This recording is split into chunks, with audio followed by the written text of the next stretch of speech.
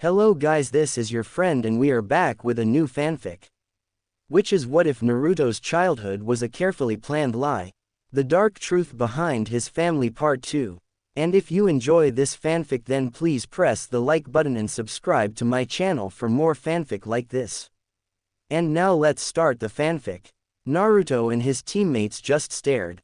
This had to be an illusion of some sort, but even the Hokage couldn't find one and the man was just annoyed now, letting the team stew alongside him. Why would this be happening? Well, Kakashi had been true to his word and was on time for once. Was the world ending? They hoped not. That was what? The man asked, not understanding why everyone and their mother were staring at him. It is just that you are on time for once. Minato deadpanned. You don't even come on time when I call you for a freaking meeting. Well, this is a mission. Kakashi replied in a bored tone like it was obvious. That just earned him more glares. Fine, whatever. Minato sighed. You and your team are to locate Orochimaru's northern hideout. From what our information says, it is a prison of sorts and dealing with that dead snake's things, there is probably more to it. That, or it is the hideout where he did his sick experiments. It is possible that Jiraiya got his information mixed up. What is the objective of this mission? Kakashi asked. Minato stared at Kakashi's team for a moment and then said, the origin of the curse mark is in there and I feel that knowing about this could in fact destroy the curse mark if we ever have to. Understood. Kakashi replied as they filed out of the room. They never noticed Minato's dark smirk and his blood-red eyes. Oh, there is more there and I know it is far more dangerous than you think, Kakashi. Then another voice spoke as they came from out of the shadows of the room. And it is a great way to get rid of that brat, but I am sure the others will return. It was Kushina with a darker smile than her Hushans and her eyes were red as well instead of the normal violet. Plus, there was a dark aura about her in the form of black lightning streaking around her form occasionally. Now why didn't I think of that? Oh wait, I did, the both replied in unison and very creepy-like. However, dark moment only lasted a second as they blinked and everything was back to normal. Shaking his head as if in a daze, Minato looked at his wife and asked, "Are you okay?" It looked like once more that Kushina had a headache as she was holding her head. I'll be fine. I just take a nap when I get home. Minato nodded but didn't say a thing as he watched her leave the room. Those headaches and his apparent dizzy blackouts were becoming more frequent and it was starting to bother him as to why this was happening. Taking a look at the paperwork on his desk, he decided to figure it out later. He had too much shit to do. Why did he accept this position again? When I die, I am so going to punch you for this Hiruzen. He muttered as he went to work. XXX. Well, this is one step closer to becoming true ninja. Menma stated as he walked along the path with his team. He had his hand in his pockets with a bored expression on his face. Yeah, AC rank mission was good and all, but he was a Jinchuriki and he felt that he needed more challenging missions. Hey, we are lucky to get AC rank mission. Keiru stated. We are still genin, so we must work our way to the top. Says who? The lowly stooges in the village. Faye, we are Jinchuriki. We don't need to be classed with them. Menma growled. The only reason we are still genin is because we have to look out for the piece of shit. His name is Naruto. Keiru snapped. Naruto himself just grunted, already bored with his so-called brother's one-track mind. You should be lucky you got this far. And what is that supposed to mean? Menem asked in a dangerous tone of voice. If you lived in another village, you wouldn't be on the high pedestal you are on now. No, you would be the lowest of low. On par or lower than street rats. Naruto replied. Faye, I would just kill all those who made my life hell then. Menma stated with authority. Oh yeah, that will do you good in the long run.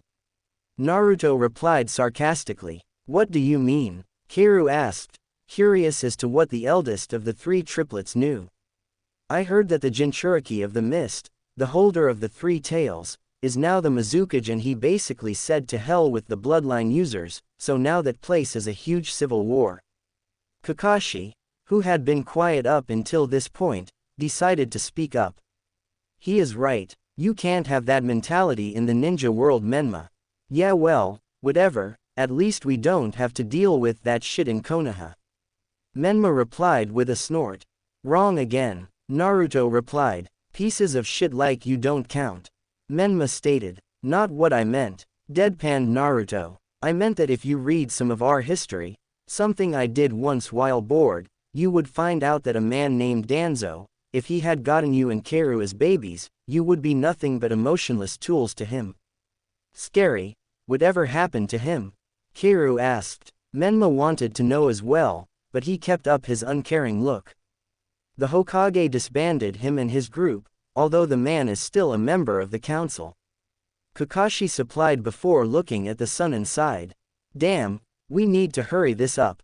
Let's go. The three genin nodded before they all took off at a normal ninja's pace, zipping past the trees as they made their way to the underground base they needed to go to. All the while, Kakashi wondered why Naruto had told them that information.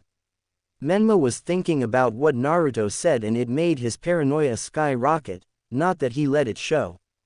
XXX. When they made it after a day and a half, they were a little annoyed that it was in a land with absolutely no trees. No cover except for the outcroppings of rocks that protruded from the land. Thankfully, the hideout was easy to find thanks to it looking like a black house in between a two-pronged outcropping. So that was good. Okay, once again, be careful. Kakashi warned. The rest of this base is probably underground and we won't really know what is down there. Right. Kaoru saluted with Menma shrugged and Naruto nodded. Kakashi slowly opened the door to reveal a one-roomed house. Thankfully it was not booby-trapped, so they quickly walked in and started looking for a way to get to the lower levels of the base. As they moved around the room, Kakashi took in more detail as he was trained to do. The place, while only having one room, was very plain. Rotted wooden floors covered the floor, a moth-filled mattress off to the corner, and broken table at the center, and that was it. Kind of sad really. Seeing that Naruto was checking the area with the bed and the other two were checking the dusty walls, he himself checked the desk and he immediately noticed it was of higher quality. Mahogany if he was correct. Mahogany, kind of rolled of the tongue and he felt there was some sort joke about the wood and it having powers. Meh, whatever. This one didn't, but he did notice a small note of sorts and he pressed it. That was when the room shook violently and the floor underneath him gave away, making him fall into the darkness below. Kakashi-sensei. The three genin shouted before they disappeared from the room as well. Naruto and Menma, who were both by the bed, fell through the floor as if it was only genjutsu. Odd, a genjutsu over a trap door. The same happened to Kaoru on the other side of the house. Their mission had truly begun now. XXX. The trap doors had turned into slides of sorts and they each rode down one down to the ground. However, they were separated and Kakashi found himself in another room with a single down at the other end. What caught his attention though was the writing on the walls. Stuff like, "Shut up bitch," and, "Too many variables." Scrawled in a frantic writing down in chalk and blood. Yeah, this is probably where the man did his experiments. Kakashi deadpanned. When he reached the door, he found another batch of odd writing above it. The cake is a lie. I wonder what that is about. He asked himself before shrugging it off as nonsense and walked through the door. Oh that poor soul. XXX. Get the fuck off me loser. Menma growled after Naruto and him landed in a pile, with him being on the bottom. Sorry, that was weird though. No shit, Menma commented. Now let's go. Where? Naruto asked. Forward of course. Menma replied in an irritated manner as he pointed to a hallway. And why should I follow you? Naruto asked. Because, people actually give a shit about me, so naturally I should lead. If you actually want to get out of here alive, then follow me. If you want to die, then stay here and rot for all I care. Naruto watched as Menma stomped off down the hallway. Naruto shook his head with an irritated look and went after him. XXX. Kaoru sighed as she rubbed her sore butt from where she landed. Damn, didn't expect that. I thought it would have been a series of stairs, not a freaking slide. Oh well, it didn't matter in the end to her. Now she need to find the other, get their objective, and get the hell of this creepy place. Seriously, who had the time to etch all this snake patterns into the wall, and why would they do it in the first place? What was wrong with people? Shaking her head, she continued her walk down the creepy hallway, only to see a door to the right that was glowing from the light on the side. Carefully, she opened it to reveal something completely different than what she expected. XXX. Yeah, this is about what I expected. Menma deadpanned quietly as they entered the room to see experiments of all kinds lining the room, and it was kind of creepy. No wait, there was a man in a lab coat cackling madly in front of a large tank of water, or at least they thought it was just tank of water, because the next moment, a pair of eyes showed up and just stared at the cackling man. So more than kind of creepy. What's the plan? Naruto asked reluctantly. Simple, we take this freak out. Oh, she's hot. Menma planned and then was quickly distracted by a redhead. Said redhead was wearing a purple top that showed off her midriff, a pair of black biker shorts, with black ninja sandals. Plus her eyes were red. So that was new to him. You know, most redheads are Uzumakis. Naruto deadpanned. So, she must be a cousin or something, so not directly related. Menma replied. Okay, one other problem. Naruto replied. What? She is obviously on their side. Naruto replied as they watched her interact with the man, who seemed to scoff at what she said and then smack her. I am pretty sure she can be persuaded to join us. Menma deadpanned. They then watched as the girl pushed a nearby button and the wall opened up to reveal a girl in another tank, which she could easily get out from the top. Still, she looked sad. Why? Well, maybe it was the scales on her skin that neither boy had a problem with. Her too? Naruto asked. You bet. Menma replied with a smirk, thinking that if he saved them, the girl would get with him.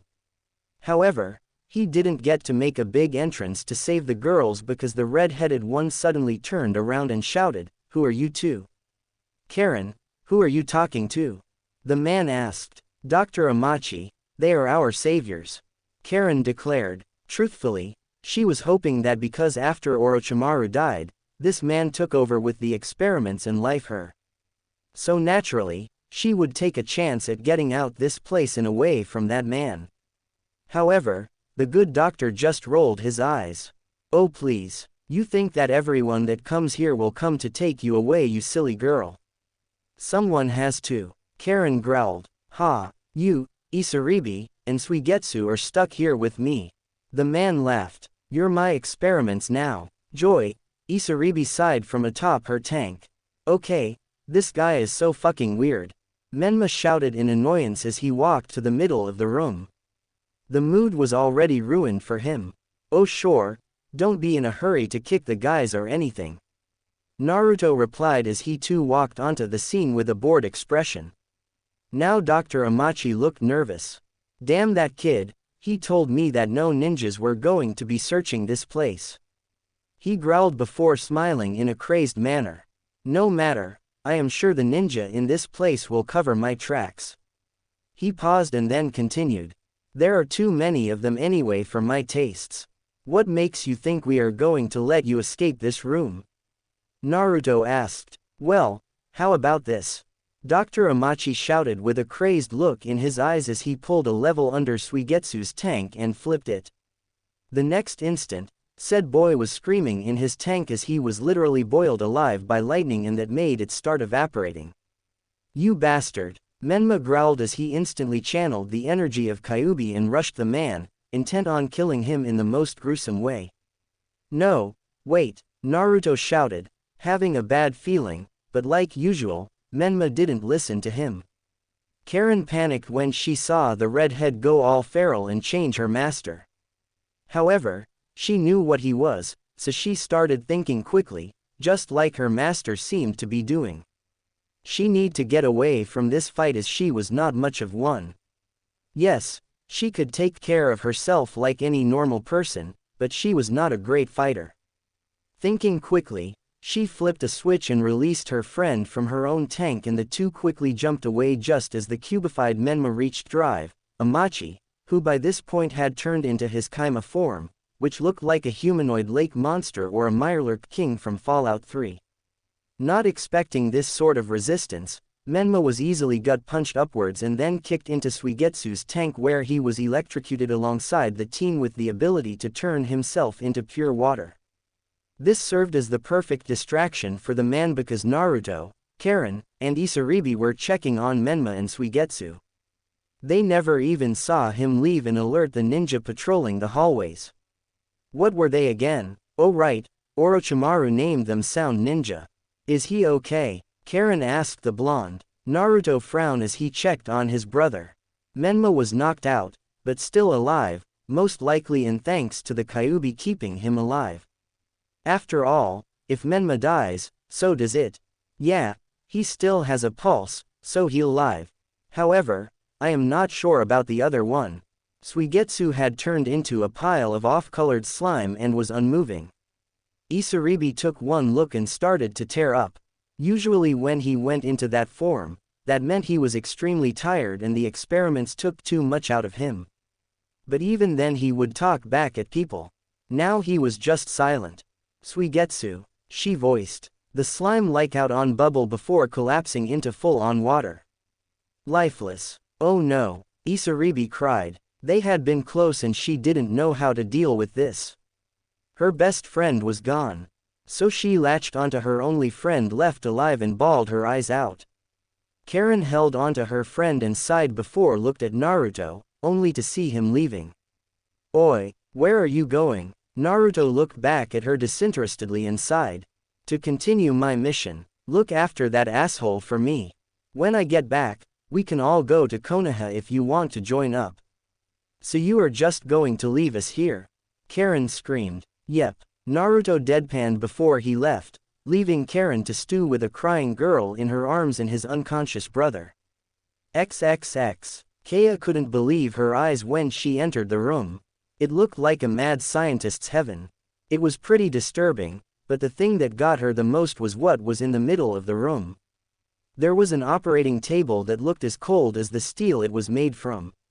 On it was a man, but to her, he was far different than what she was used to. This man was blue. Not only that he had the features of a fish or a shark, she wasn't entirely sure. The man was in rags that were barely holding together and he looked very malnourished. During her observations, the man weakly turned his head towards her and nearly had a heart attack. Why? Well, because this girl looked a lot like that woman who was able to bet all of the 7 swordsmen all by herself. Who are you? The man asked weakly. I am Keiru Uzumaki Namikaze. What's yours? She asked politely. The man chuckled. Oh, how I have fallen. I am talking her to daughter and I am not even in battle. Damn that snake and his lackey. He paused to cough violently and said, I am Kisame Hoshigaki. Keiru blinked at that. Wow, my mom told me about you. You were really fierce when you fought her to the point that she was actually scared. I tend to do that. Kisame smirked. So kid, what are you doing here? Well, my team was sent here to retrieve info on Orochimaru's curse mark now that he is dead. Well. Shit, so the lackey has been doing his experiments on my alone, terrific. Kisame growled as he felt even more shame. Oh well, he was dying so it didn't matter to him that much. He would be dead soon. However, there was still the matter of his successor. He didn't have one. Looking to the girl, the daughter of the woman who had defeated him and the other swordsman, he got an idea. So kid, you must be a great ninja thanks to your mom. Keiru smiled sadly at that. Not really. My ninja skills aren't that great. Mom and dad are more focused with my other powers. I see. Kisame replied. So you don't have a major plan for being a ninja? Your own style? No. Not really, Keiru replied sadly. Hey, then how about this kid? You take my blade and the scrolls next to it and use my style. Are you sure? Why not? I am dying and I won't be able to use that shit anymore. Hell, I doubt any of the other swordsmen are still alive. Kisame replied, softly walking over to the discarded sharkskin blade leaning against the wall. She gripped the hilt, and while normally it would have destroyed her hand for just touching it, it just hummed as it ate away at her chakra, which she didn't even feel. What she did experience were the memories of Kisame and the others who had wielded the blade. Once it was done, she looked back at Kisame with a determined look in her eye. I do better than just use your style and sword. I will find the other blades and continue their legacy as well. My mother may have defeated you all, but I will be you all. Kisame smiled a true smile after hearing that declaration. And we will all be proud of you, kid. He coughed again, but this time it was more violent as blood races out of his mouth. Damn, this dying business, guess that is what I get for making all those people suffer, but I am going out in my own way. Kid, get the hell out of here, and good luck. The girl nodded and left the room, sad that the man was dying as she took his stuff. Kisame smiled and said, I guess I am not a bad guy after all, but I am probably still going to hell. Maybe I'll see Mangetsu there and I'll tell him about the girl that would surely capture his heart, hey, if he was alive. He then gathered what little chakra he had left and said, this is my last summoning, give me a better death than this and I promise that girl will be a better summoner than me. Summoning jutsu. With his piece said, Kisame smiled as 3 sharks appeared and ripped him to shreds. Keiru, who was still outside the door to his room, silently cried for the fallen swordsman. She would make him and the others proud. As for Not, she needed to find her brothers. However, she then felt the signs of someone using the Kyuubi's energy and shot off in search of Menma, feeling that he could be in trouble because the feeling of that dark chakra didn't last long. But she didn't get to dwell on that because she felt it again, but this time it was different. What the hell is going on and what does the second one feel different?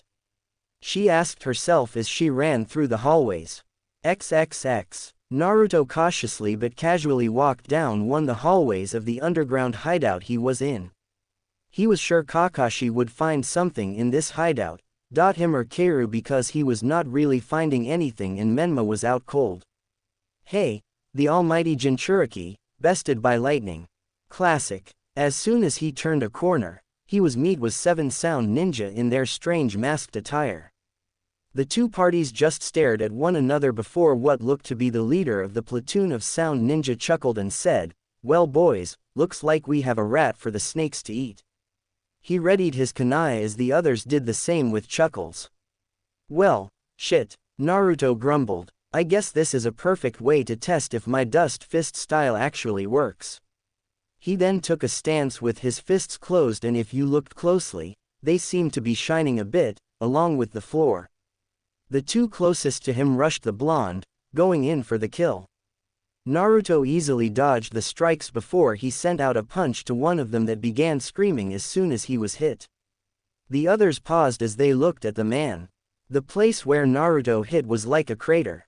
Most of the skin was gone and there was bloody muscle showing. Now they were more cautious of this kid. As the one guy bleed out of the floor, the next 5 rushed the blonde again, sending out kunai, shuriken, and their fists at the boy.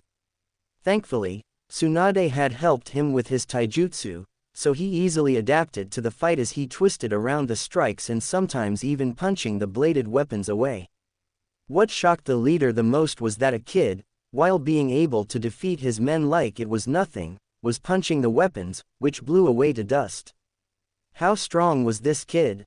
However, he didn't get to contemplate any more on that development because his men were on the ground, not only suffering from their strange wounds that looked like something ate through them, they looked to be gasping for air.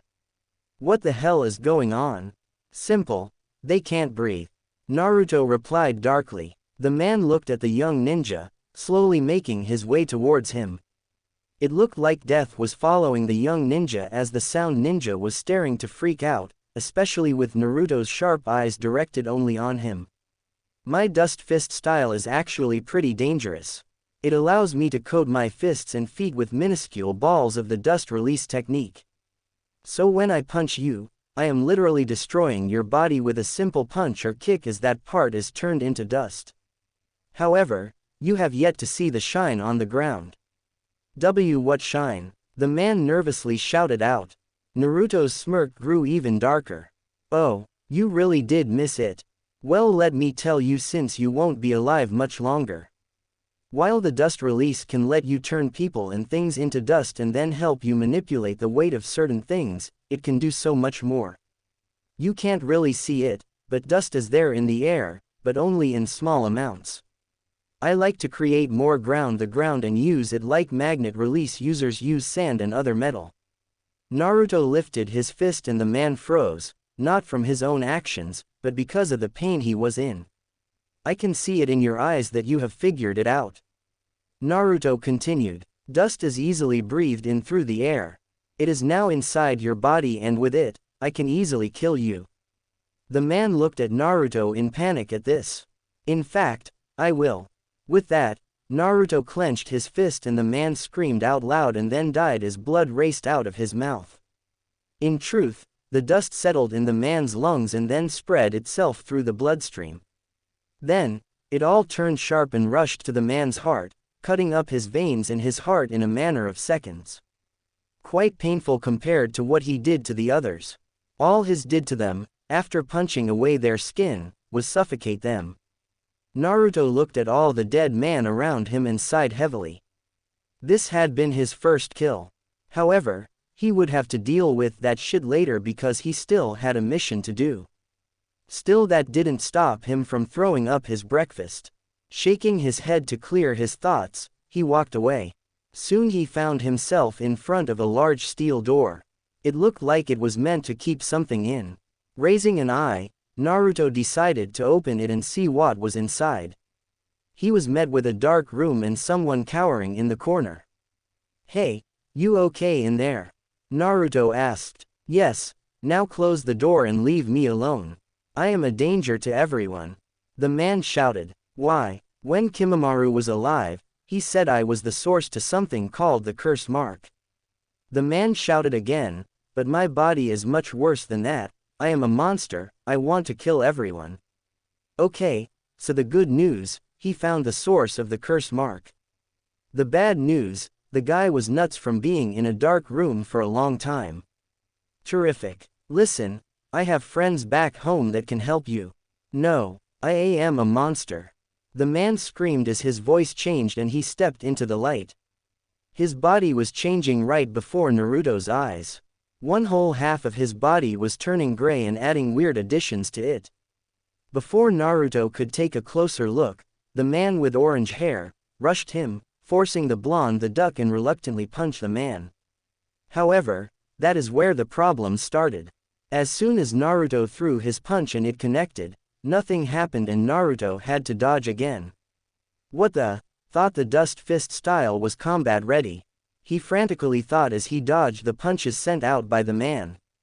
Naruto tried again and again to try and make his dust work, but nothing was being eaten away or anything that he could see. Finally, he was able to see something small just as he was punched to the other side of the room and into another room. As he lay there dazed, he remembered a small note in the scroll on dust release. That's right, dust release works differently with nature chakra and those in active sage mode. All the dust release does in that situation is eat away the chakra and not the body. He paused in his thoughts as he got back up and saw Jugo stalking into the room, looking like he lost his mind. Yeah, there is it, the parts that I punched have returned back to normal, like whatever was in him is now gone. Could be from a clan that unconsciously uses nature chakra. Yikes. Just die for me. Jugo roared, his voice back to normal, but his mind was not as he sent a flurry of punches at the blonde, sending him further in the base. The sound ninja quickly evacuated from the area, fearing what the resident monster would do to them. Damn, Naruto replied as he got back up, his clothes in rough shape and his left arm looked to be broken. At this rate, I won't be able to punch that shit out of him, unless... Yes, unless he used that power. Are you still alive? Damn, you are one tough shit. Jugo shouted at him. Yeah, Lucky me. Naruto groaned. However, to match you, I am forced to have to use a power I gained from being the son of a former Jinchuriki. Good thing I modified it. Naruto them held up the ram sign as Jugo laughed in glee.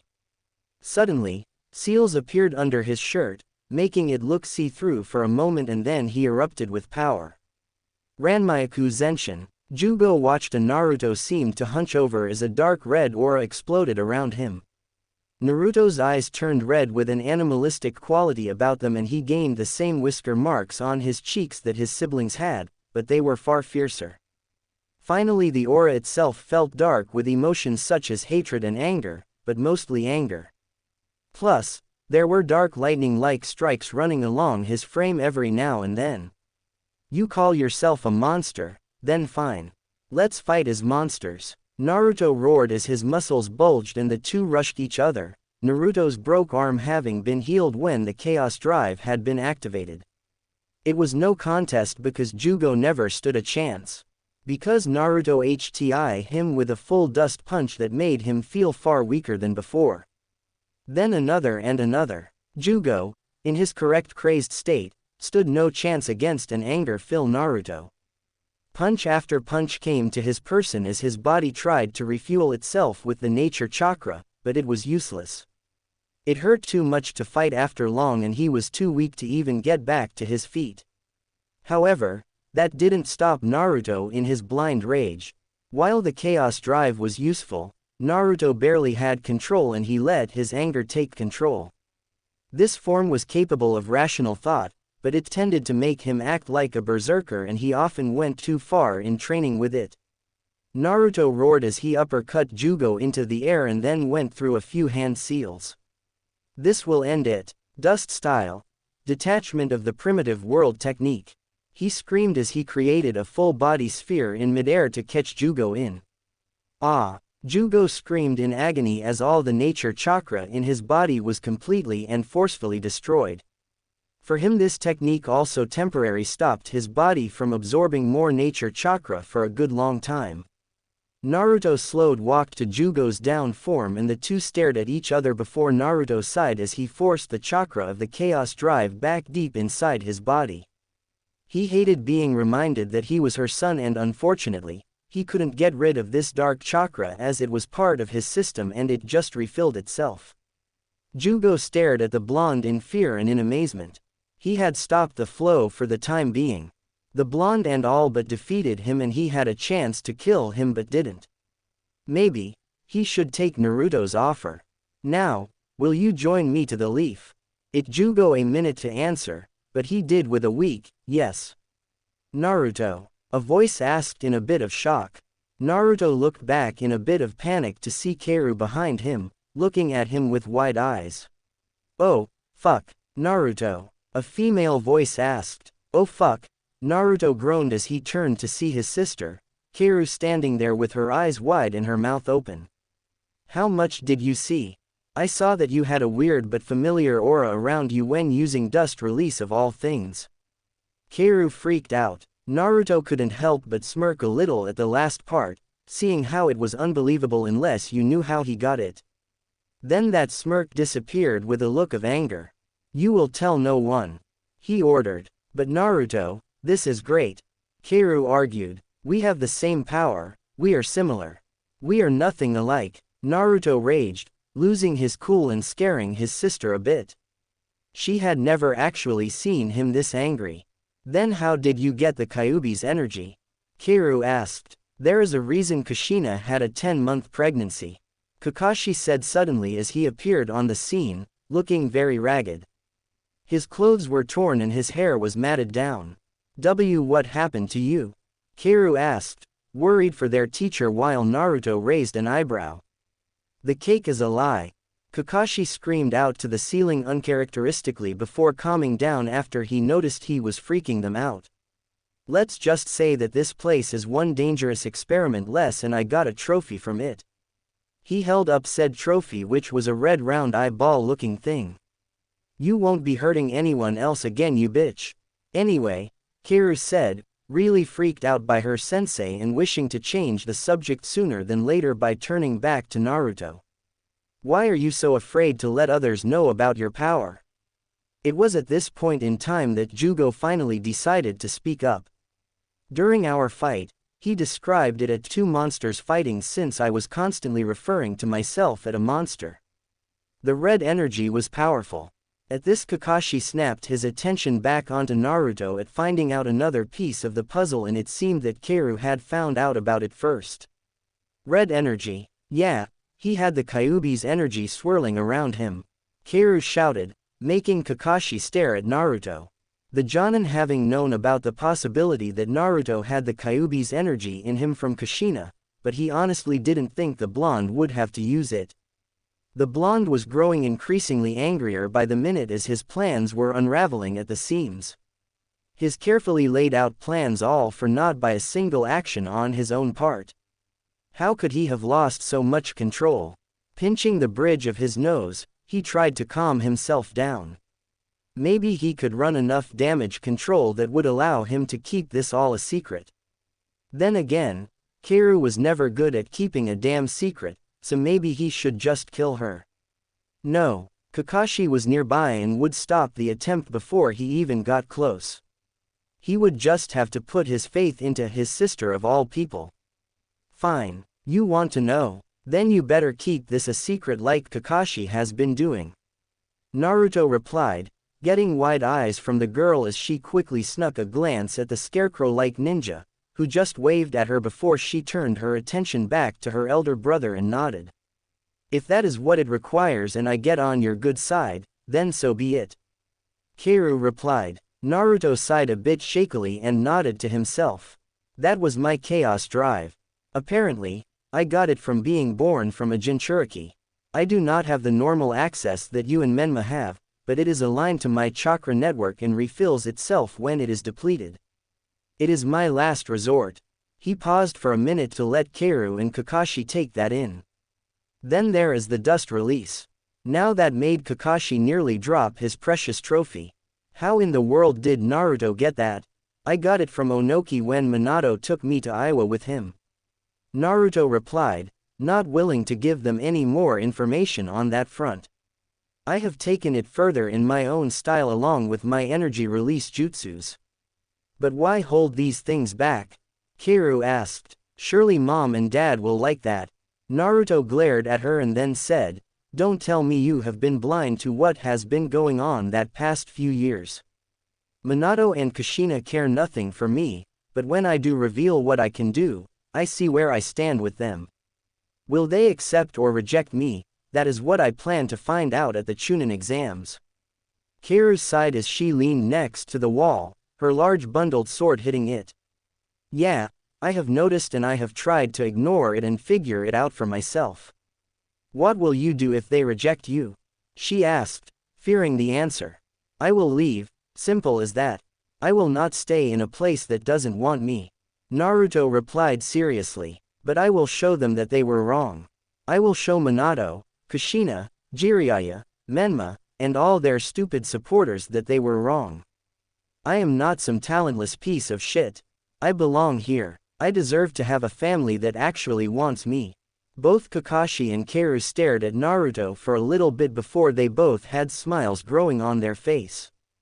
Then I will help, the redhead declared. No, the blonde said right away. The best help you can give me is leaving me alone and keeping this a secret. Hell no, raged Kaoru. I am done sitting back and watching you get hurt. I'll keep the secret, but I am also helping you in this whether you like it or not, mister. She emphasized her point by poking him in the chest. This made the blonde sweat drop big time, and every time he tried to refuse, the red-headed girl cut him off at every turn. Finally Naruto had enough. Fine, do what you want, we'll deal with it back in the village. He sighed, thinking that this was going to be more trouble than it was worth. That was when he finally noticed the strange bundle on her back. What the hell is on your back? The Samahata. Kaoru replied simply. Kakashi once more nearly dropped his prize. Wait, the real one. How did it end up here? Some asshole had somehow captured Kisame and was experimenting on him. I met him and reminded him on my scary mom, so he gave me his sword and some scrolls before he went out his own way. Kaoru said sadly. I see, we should talk more about that later what we get out of here, but I am more curious as to who your new friend is. Naruto. Kakashi replied, pointing at Jugo, who was a very quiet person and was standing next to the blonde like Naruto was his lifeline. This is Jugo and our apparent objective. Naruto replied. Wait, you mean he is the source of the curse seal? Kaoru asked. I am more the inspiration for it since he used my flesh to tweak the curse seal into his own device. Jugo replied annoyed. I see. Kakashi replied. Then let's find Menma and leave. Speaking of Menma, where is he? Kaoru asked. Knocked out cold in a large room by an electrical discharge. Naruto stated, getting looks from his teammates at how casually he said that. Don't worry, he is not alone. He is being watched over by another Uzumaki clan member and another girl. Oh, this I have to see. Kaoru shouted as she hurried ahead before coming back with a sheepish expression. Where is that, by the way? Naruto just rolled his eyes at his sister. She maybe have gotten to know him just a bit more and he was starting to open up to her, but she was his little idiotic sister after all.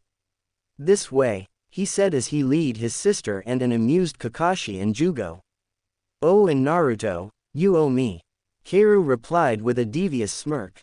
How do you figure? Naruto droned boredly. I am keeping your secret, so you owe me for that.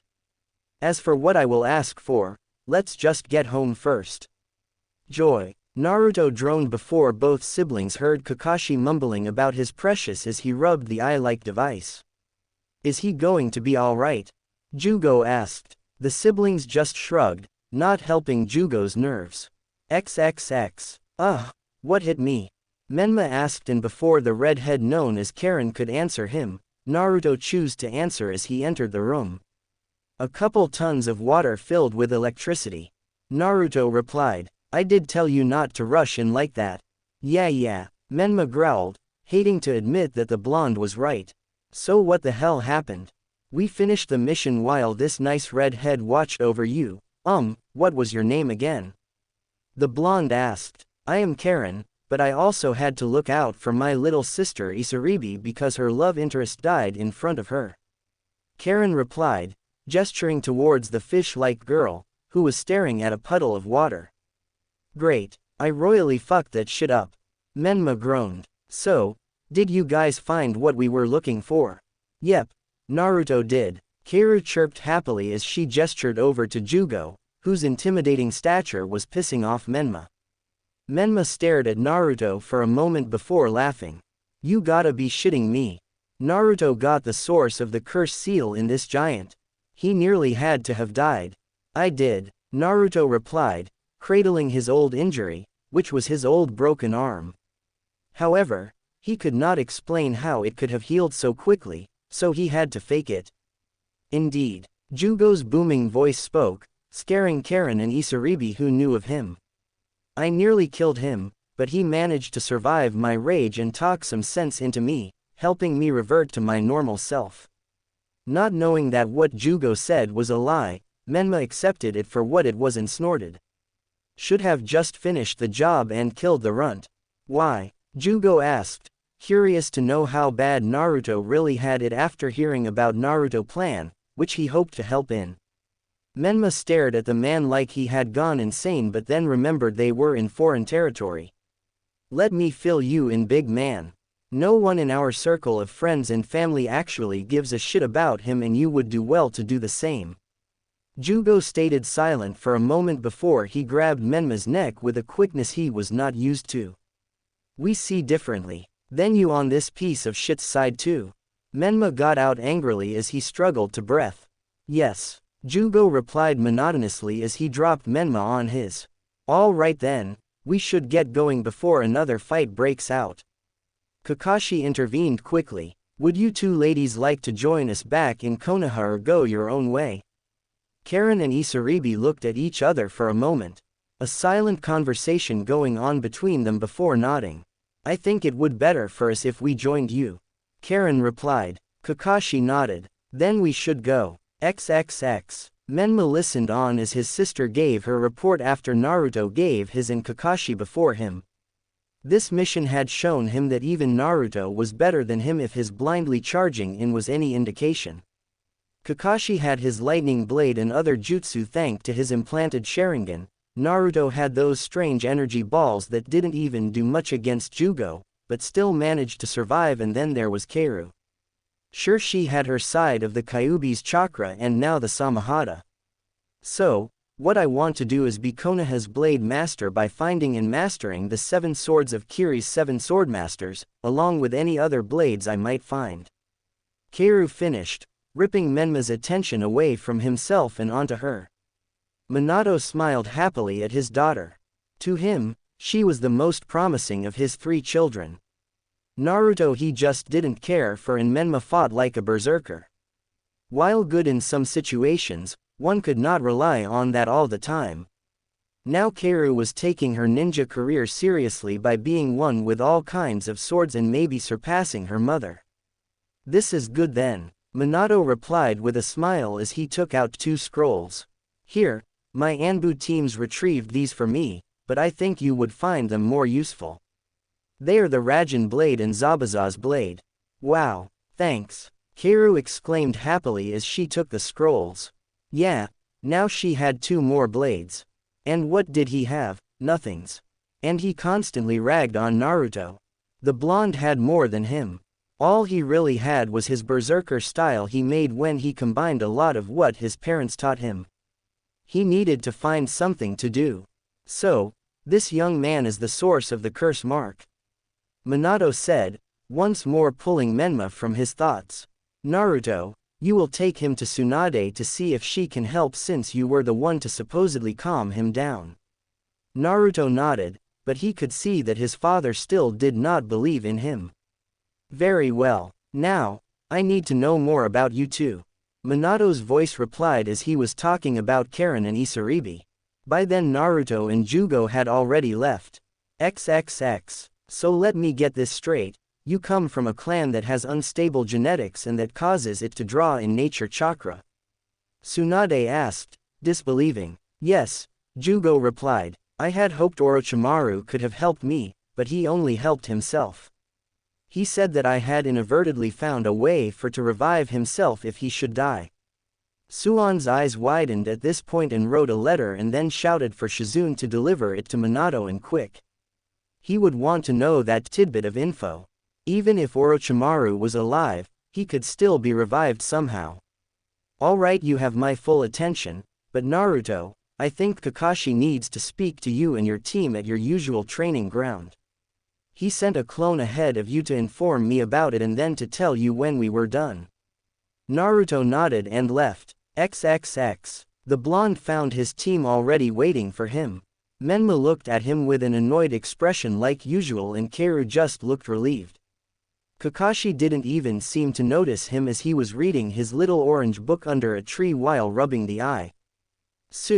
What does he need? I got no clue, he just keeps reading his porn and rubbing the eye. Menma replied. It is fucking creepy. Kakashi seemed to have heard him and froze before calmly laying his books next to the eye and walking towards. Ahem. Now, that everyone is here, I would like to tell you that I will be stepping up your training just a bit. Menma broke into a grin. Nice, what are we going to do? We've already got the chakra training exercises down. Kakashi I smiled as he brought out 3 pieces of ordinary-looking paper. That deflated Menma's good mood real quick. Oh hell no, I thought we were done taking boring as hell written tests back in the academy. This is not a written test. Kakashi deadpanned, keeping to himself that one part of the Chunin exams was a written exam. He would laugh when he would hear about Menma's reaction to that. Yes, it was torturous for the kids and gold for him. While it is a test to find out what element your chakra is aligned to. So this would help us see what element we are best at to better helps learn jutsus. Keiru asked. That is exactly it, Kakashi confirmed with an eye smile. Now that caught all 3 genins' attention. Keiru could learn if she was properly aligned to water, so that as she was, she could use Kisami's water jutsus to a greater degree. For Naruto, this would help him with his flying problem. He wanted to be able to fly, and with the power of wind on his side, he would be able to fly very easily, but he already had a guess as to what his elements were thanks to his dust release. For Menma, this could possibly help him in the long run for what to do with his ninja career. He couldn't be a berserker all the time or he would surely die quickly in the ninja world. No, he needed something else to help him. Okay, Keiru, add chakra to yours first. Kakashi ordered. The red-headed girl nodded and added in a small amount of chakra. The result was it splitting down the middle and then getting wet. The three then looked up to their sensei for an answer.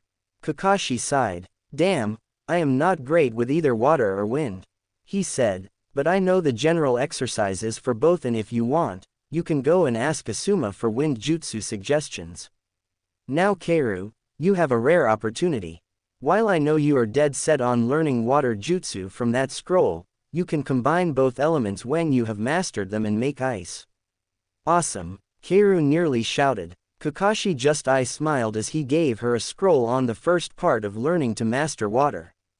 She quickly took it and left to her part of the training grounds, eager to start learning. She would find out who got what element later. I guess it is my turn, Menma stated arrogantly, thinking that Naruto would have no element because he was weak. He then added a fairly large amount and the results surprised him. A third of the paper got wet, another started crinkling, and the last part caught fire. 3. Damn, you kids are full of surprises. Kakashi groaned. I could personally help you with the lightning element since that is my own. The fire, I think, would come from your overuse of the Kyuubi's chakra. Menma looked uncomfortable at that. It would explain why he always felt a burning sensation when using the fox's power. Finally, I would assume you got water from your mother since she is very proficient with it. Take this scroll on lightning exercises and I will be with you shortly, Kakashi ordered while Menma just shrugged and went to his own part of the training ground. Okay then, that leaves you, Naruto. Kakashi replied good-naturedly. You did that on purpose, knowing that they would do their own thing so they wouldn't find out what I have. Naruto replied with a smirk. I have no idea what you are talking about. Kakashi replied with an smile. Now do it. The blonde just shrugged as he did so and the paper split in half, making Naruto smirk before his eyes widened when the two halves caught on fire and turned to dust respectively. About what I expected, fire, wind, and earth, Kakashi said with a nod. Which one do you want to learn first? Wind, I have plans for that element, Naruto replied, making Kakashi nod as he gave Naruto a scroll on wind. Good luck, and again, if you need any help, just go ask Asuma. Kakashi sheepishly, but Naruto understood. Kakashi was no expert by a long shot on the wind element. So as Kakashi left Naruto to read his scroll, he noticed that Menma was starting out in space. He assumed the boy was speaking with the Kyuubi and he was concerned. The fox could try something. XXX. A few minutes earlier, Menma sighed as he sat down to read his scroll on lightning. He was not sure it would help, but he would take anything at the moment. You should have taken the water scroll, you pathetic human. The giant fox in his gut boomed before Menma found himself in front of said beast within his mind. His mindscape was not a sewer or anything like that. It was the village as it was the day the fox attacked. Sure, some of the buildings had been repaired, but most were in rough shape. But the thing that would catch most people's attention was the fact that the giant nine-tailed fox was in the spot where the Hokage monument would be.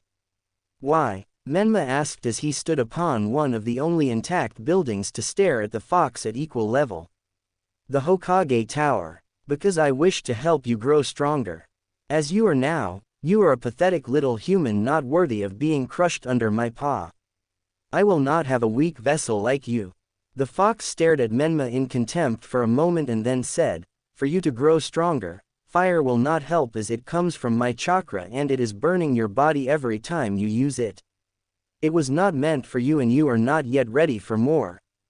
So I will forcibly change it to that of wind, and I will personally teach you how to use that in water, which again, you should have started with.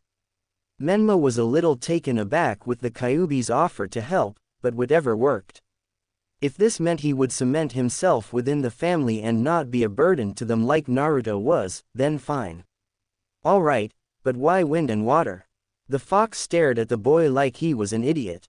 It would seem that Menma did not only gain fire from Kyuubi, but his arrogance as well. I was getting to that fool. Water is the most useful next to the pure destructive power of wind. However, what I planned for you was your blood. Menma raised an eyebrow. My blood? Yes, when you can control water, you could control it in any form, even in your body. I will help you to create more blood later on, but that is the end game. Absolute control over water in any form. Your sister may be able to use the same element, but I doubt she would use it for anything other than pure water and ice attacks. You will be able to do all. Kyuubi took a breath at that to regain himself. Now for wind, I am pretty sure you can create your own version for your father's Rasengan. That jutsu is powerful, but when you can warp it to our desires, then it will be purely destructive. I see. Then I will await for you to call when you want to start these things. Menma replied as he turned to leave. As his form was fading, he heard the fox say some parting words. Oh, and boy, use that shadow clone jutsu you had to learn from your parents in order to graduate from that pitifully school for ninja. I will, Menma replied. Good, and once you have power, you can kill your brother like you wanted. Menma may have been gone at that point, but he still heard it nonetheless. So the fox wanted Naruto out of the picture as well. First friends and family didn't want Naruto around, and now the Kyuubi. Why did no one want Naruto? Maybe killing him would be a mercy. Menma thought as he turned to see Kakashi staring at him. Are you okay? Kakashi asked. Yeah, why? Menma asked. You have tears running down your face. Kakashi pointed out, making Menma blink owlishly as he raised his hand to his face and indeed felt the wetness. Why was he crying for Naruto? Naruto sat at his desk chair in his home away from the Namakazes. It had been 2 weeks since they had gotten back to Konoha and then started their elemental training. While not knowing it, each of them had used shadow clones in their own way to help the process along and now had the first stage done with their first element. They knew it was going to be a long process, but in the end, it would help them a lot. However, Menma was cheating as he was training in his mind with Kyuubi. Oddly enough, the Kyuubi in Keiru didn't care. However, for right now, Naruto was hard at work on one of his seals. The seal he was working on was his flight seal that would be connected to his ghost step seal on his back.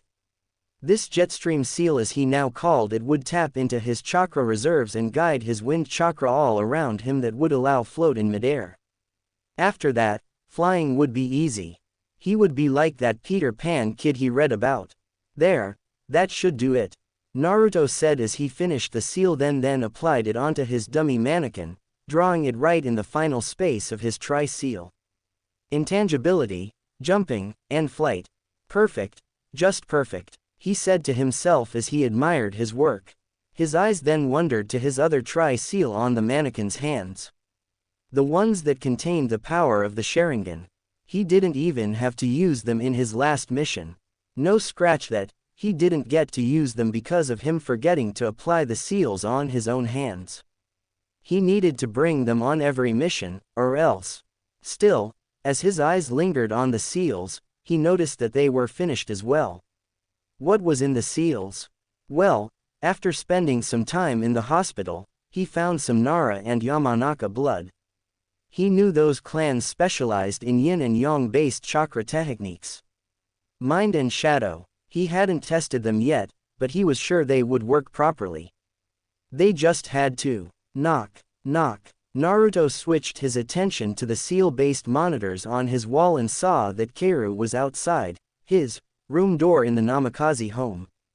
Naruto frowned at this, seeing she never came to that door normally, usually waiting for him at the training ground. And no, He did not trust her enough to actually show her where he actually lived. She may say that she is on his side, but he was not going to trust her just like that. He could be civil towards her, but trust came with time. The blonde sighed as he walked to the door and pressed his hand to it, making it light up with seals. What these seals did was space displacement. In a way, they let him open his door to either the Namikaze home or to just outside his own home. They were quite useful. Once the seals disappeared, their purpose filled, he opened the door just a bit to look at his sister. What? Kaoru raised an eyebrow at his secretive behavior, but shrugged it off as something she was have to work on. She smiled kindly and said, I am cashing in now. Meet me at Ichiraku's, we are going to have lunch together. Naruto gave her a deadpan stare. Fine, he said after a while and closed the door. I was kind of hoping we could go together. Kaoru mumbled to herself as she walked away before she stopped. Wait a minute, she rushed back to the door and opened it herself, not having heard Naruto lock the door. What she found was an empty room. Well, empty of him, but not dusty furniture. Where does he go? She asked herself before rushing out of the house, giving her mother a quick farewell. There was no way he actually lived in that room with all that dust. XXX. After Naruto closed his door, he activated the seals once more so that when he opened it again, it was to the outside of his house. He did notice, however, that Kaoru had opened to the door to his old room and found nothing, making him smirk. It seemed to grow as he watched her through the screens just leave, not even reporting to Kushina on her way out, just telling her that she would be out for a while. Maybe there is hope for her, but I'll still be watching. Naruto said to himself as he locked the door and disappeared with the use of his jump seal. He didn't apply the rest just yet, but applying this was good enough for now and it would confuse the hell out of Kaoru when she made to Ichiraku's and he was already there. And he was right. The blonde appeared on top of the building and then just jumped to the ground and he didn't have to wait for long since when ramen was involved, she would turn into a speed demon. Wah! Kaoru said as she stared at Naruto in disbelief. How did you get her before me?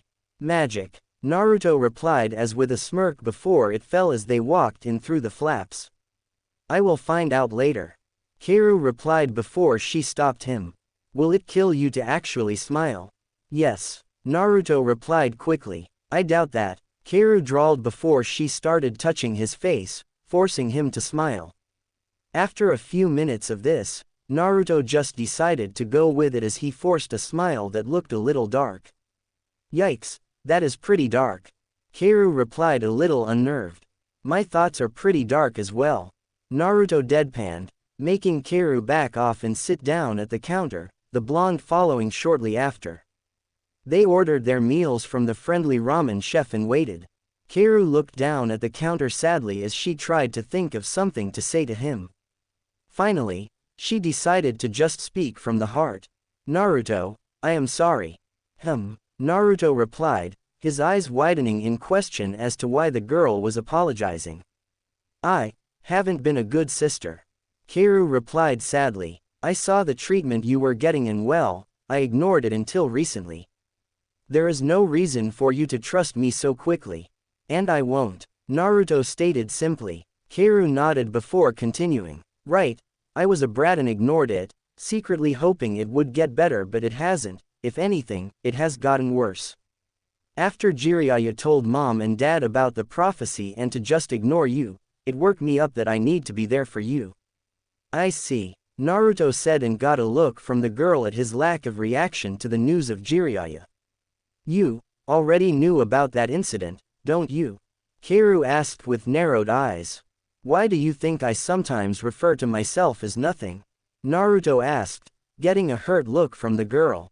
It also made her wonder what else he knew.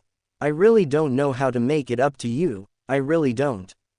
But I will be there for you, earning your trust if that is what I have to do.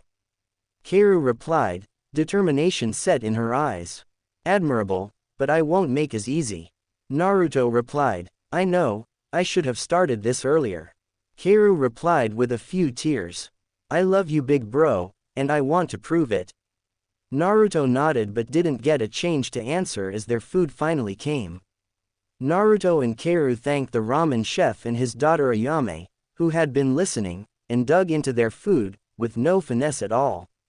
That was one thing the two shared: their love of ramen. After about 10 minutes of this, they were interrupted by an Anbu membering in the small restaurant with them, making them nearly choke to death with his sudden appearance.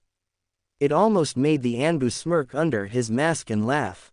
Almost. However, he was a professional and kept to protocol. Naruto, Keiru, the Hokage requires your presence immediately. Ah, come on, bear, I just got my 10 bowl. Keiru complained, making the man sweat drop. I am sorry, Keiru-sama, but orders are orders. The man deadpanned. Fine, let's go, Keiru said as she quickly finished her bowl. However, mid-step after finishing, she saw that Naruto had somehow eaten more than her. She would never figure out how either. Naruto just smirked mysteriously as he paid before the two were taken by Bear in a shunshin. XXX. Minato frowned when his oldest son appeared in his office in a body flicker with Bear and Keiru. He did not know why the two were together at the moment and didn't like it, but he would deal with that later, if his memory held. Recently, he has noticed that his memory was getting worse, especially with his increasing blackouts. It was baffling, so he had to write things down. He needed to get to the bottom of this and soon. Hopefully Jiraiya would return again soon for checking on his spy network. Now, however, he had business to attend to. He stared stoically at the 6 young ninja in his office before to turn to the one of the 3 adults, himself included, and addressed him. Kakashi, I will be implementing a test run of what I have planned. In order to integrate Karen, Isaribi, and Jugo into our ranks faster, we will be mixing the teams every now and then. I am guessing that today we have a mission with one of them. Kakashi asked. Correct, Minato replied, proud of his old student's mind. Kakashi, you will be taking Keiru, Naruto, and Jugo on another C rank to Hidden Waterfall. They requested some help with politics and you are fairly good with that, and Shin would be happy to see an old friend. It would be nice, Kakashi replied with an eye smile.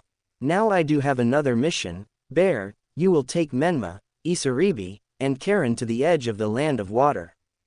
There have been reports of another Uzumaki in the area and they are doing something strange on an island nearby. I need you to scout out that area and send back a message of what is going on and if you will need help in neutralizing that area. Minato paused for a moment and then said, these missions have the possibility of being more dangerous than they are ranked, so be careful. Dad, why would a politics mission have the possibility of being upped in rank? Keiru asked. Because, I got a letter from Jiraiya that there might be people after the hero's water and on of their own as a snake in the grass. So expect a fight, just in case. The two groups nodded and left the office, leaving the man to his own thoughts and hoping he would not black out again anytime soon.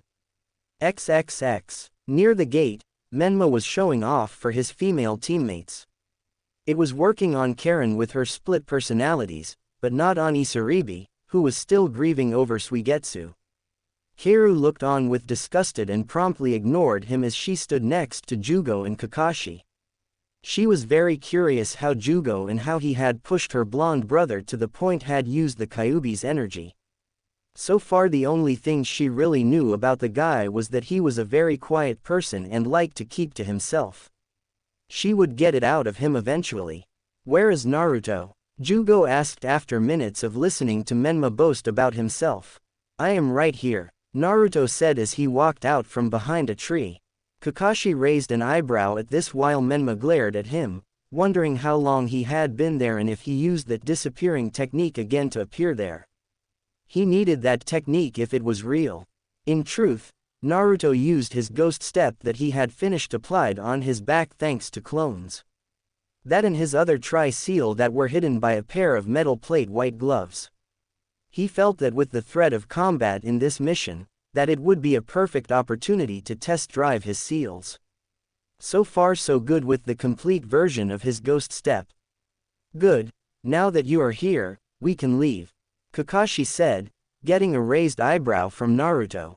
Why is the other team still here? I would have thought they left already. No, we wanted to leave at the same time. Kiru said, we are usually on the same team, but this time is different. I see. Naruto said, yeah well, that was a waste of time in my opinion.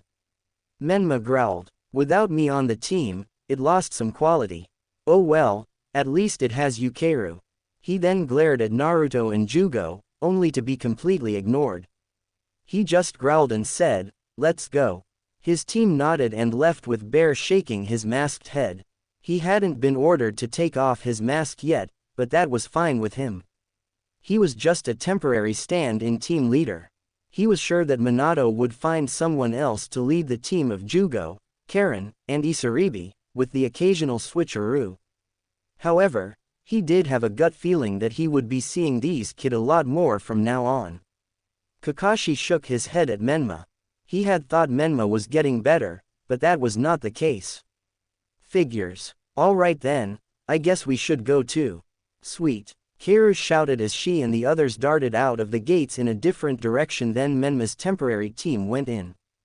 As they traveled, Naruto smiled to himself. With Menma gone, that mean if the situation demanded it, then he could go all out. Oh, this will be fun.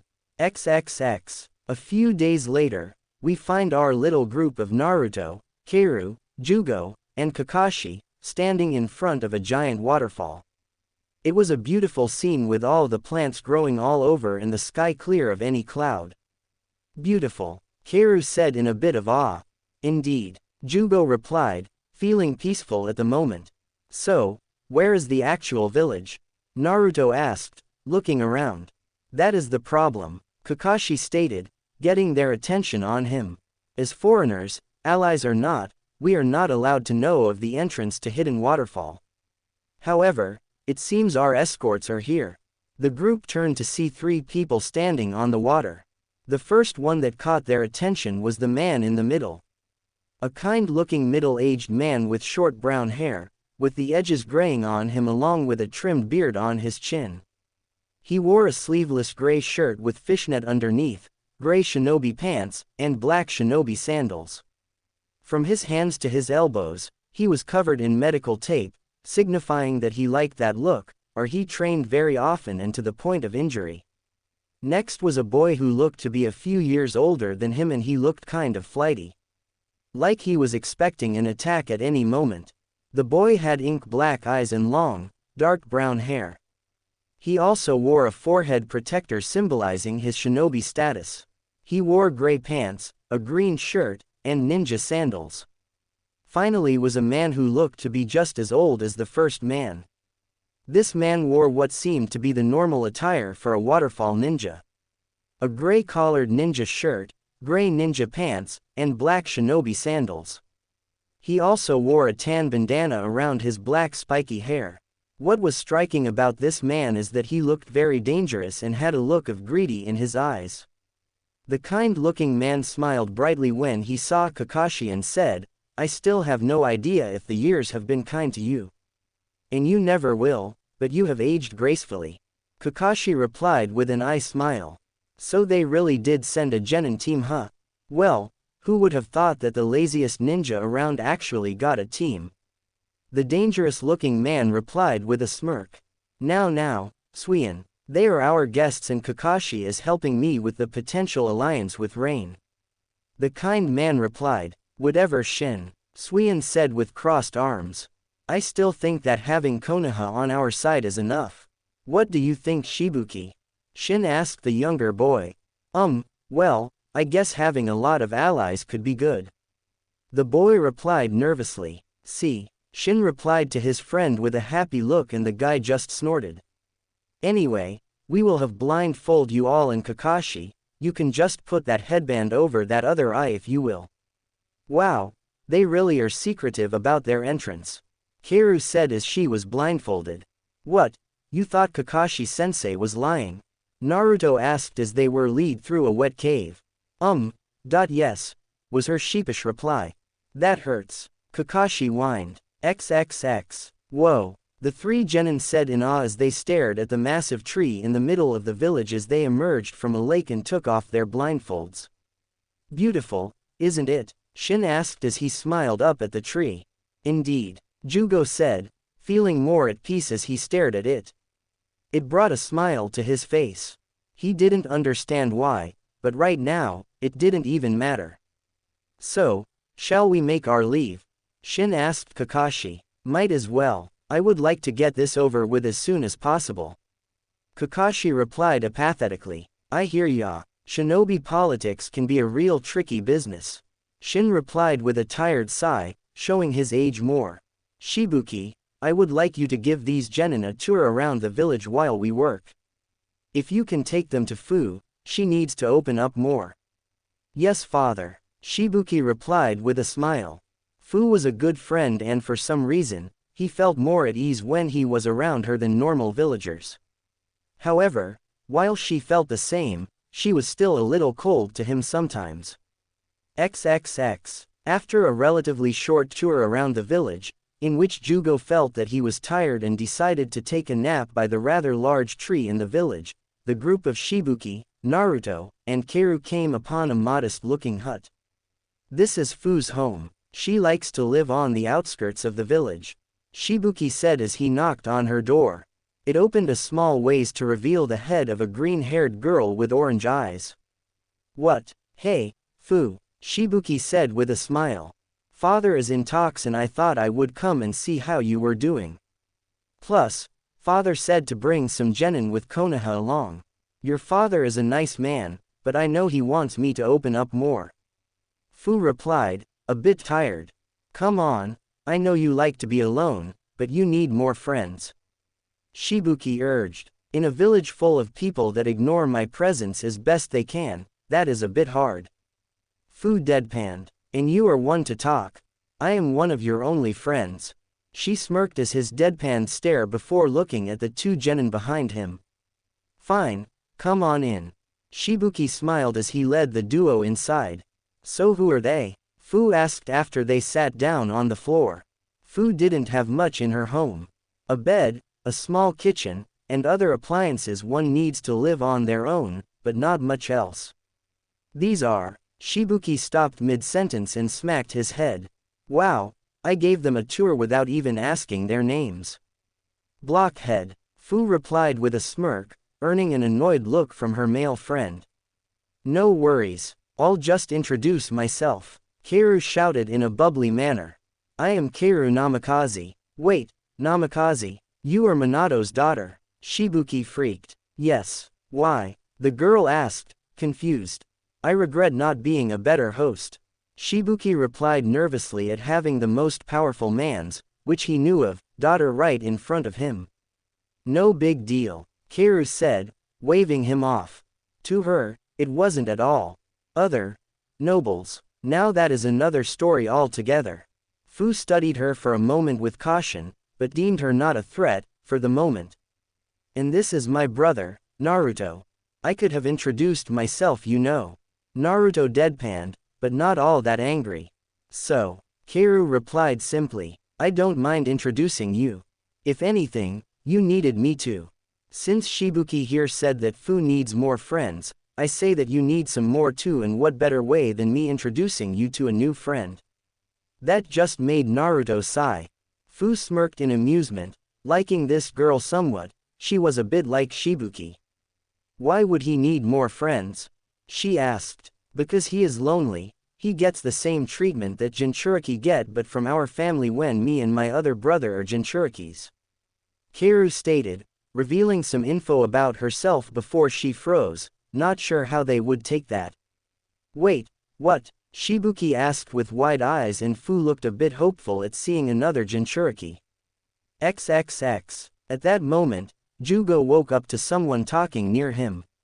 It was annoying, but something about the tree he was sleeping next to told him to listen. Wait, why was a tree telling him that? Oh well, he would figure it out later.